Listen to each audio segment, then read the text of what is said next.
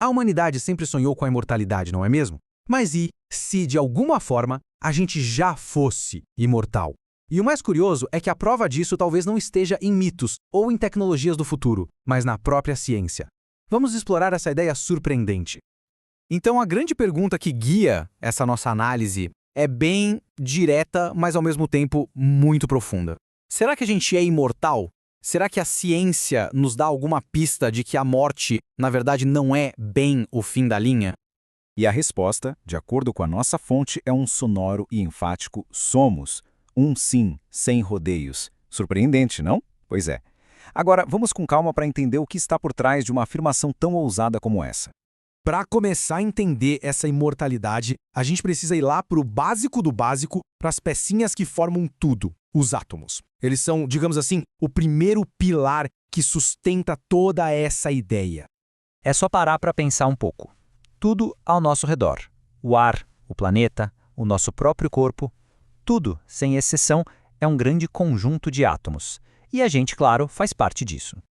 É exatamente aqui que entra em cena aquela famosa frase de Lavoisier que todo mundo já ouviu na escola. Na natureza, nada se cria, nada se perde, tudo se transforma.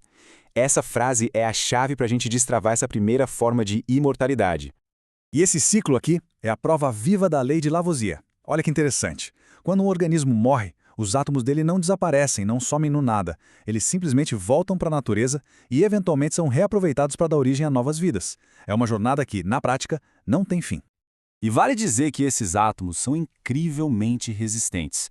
Para ter uma noção, para conseguir alterar a estrutura de um átomo, seria necessário uma temperatura de 6 milhões de Kelvin. É o tipo de calor que a gente só encontra no núcleo do Sol. Ou seja, eles são praticamente eternos. Mas essa nossa permanência não é só uma questão de átomos, não.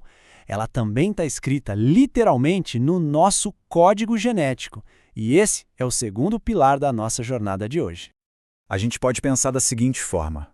O nosso corpo individual é como um livro, que tem um começo e um fim. Mas a história que ele carrega dentro dele, o nosso código genético, esse é como um fio que nunca se arrebenta. Uma saga que vai sendo passada continuamente, através das gerações. E como essa história continua sendo contada? Através de um processo fascinante da biologia. Toda vez que uma célula se divide, ela passa adiante um pedaço da nossa herança genética. Basicamente, as fitas do cromossomo se separam e cada uma serve de molde para uma nova. É por isso que a gente carrega material genético dos nossos pais, avós, bisavós. É a memória dos nossos ancestrais vivendo, literalmente, dentro de nós. Bom, já falamos de átomos e de DNA. Mas tem uma terceira forma de imortalidade que a gente precisa explorar. A imortalidade das ideias. É sobre o legado que uma pessoa deixa para o mundo. Pense em figuras como Einstein, Da Vinci ou Mozart.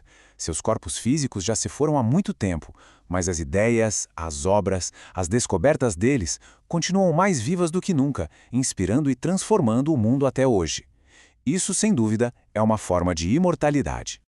Até agora, então, a gente viu 3 tipos de imortalidade: a atômica, a genética e a histórica. Agora vamos tentar conectar todos esses pontos para entender como tudo isso se encaixa no grande ciclo da vida. Agora, uma pergunta que parece meio absurda à primeira vista: comer carne de boi é a maneira mais prática de comer vegetais? Parece até piada, né? Mas acredite, existe uma lógica bem interessante por trás dessa provocação. Aqui a gente vê a lei de Lavoisier em ação de novo. O sol fornece energia para o capim, a vaca come o capim e transforma essa energia em proteína. Depois, um ser humano come a carne da vaca. No final das contas, o que estamos consumindo é a energia do capim que veio lá do sol. É a prova perfeita de como tudo está conectado.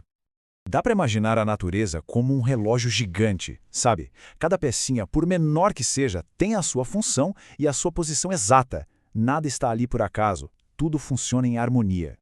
E o que acontece se a gente tirar uma peça desse relógio? Se, por exemplo, uma espécie inteira for extinta, o relógio todo pode começar a falhar, ou até parar de funcionar. Isso mostra o quanto tudo está interligado, uma coisa dependendo da outra. Então, para a gente finalizar, fica aqui uma reflexão.